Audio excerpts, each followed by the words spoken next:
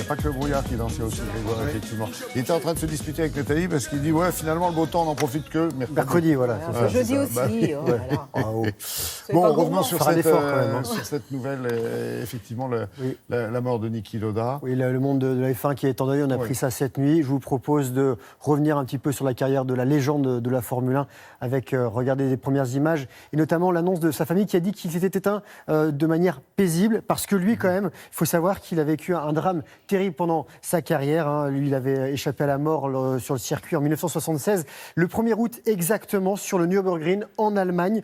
Sa Ferrari part dans le mur, s'enflamme. Le pilote autrichien reste dans le cockpit pendant près d'une minute avant d'être extrait par 3 concurrents. 6 semaines après avoir reçu l'extrême onction sur son lit d'hôpital, il prenait le départ du Grand Prix d'Italie malgré les blessures, la souffrance. Niki Lauda, qui a débuté la F1 en 1971 et qui a remporté 3 titres de champion du monde. Il a disputé 171 Grands Prix, 54 podiums et 25 victoires.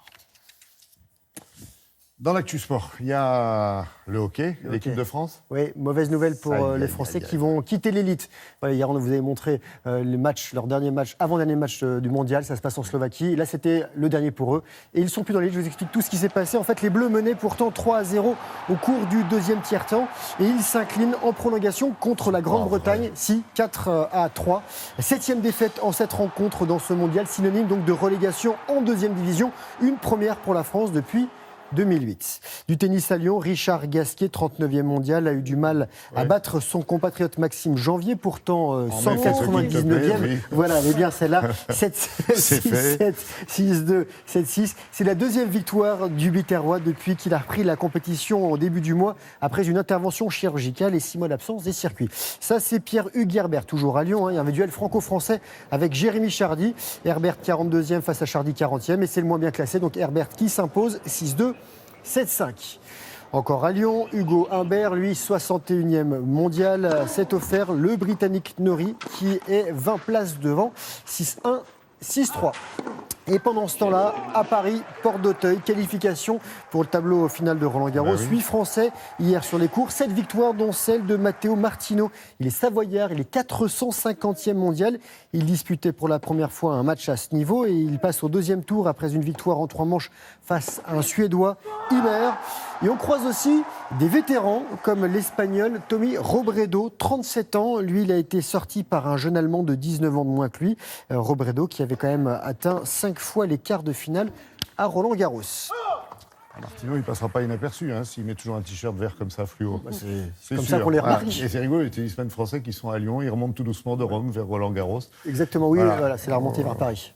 Ils seront sur les cours à partir de dimanche ou lundi, je pense. Dimanche. D'accord, merci beaucoup. On va parler basket pour faire plaisir à Nathalie, bien sûr. Il est bien pressé, mais il en reste un petit sujet quand même. Ah bon? Oui, j'ai le droit de continuer, merci. Oui, c'est ça. Les finales de conférence. C'est ce que je disais. Voilà, oui, Basket. exactement, mais il ne suit pas forcément. Il écoute pas. Non, on ira le voir tout à l'heure en régie.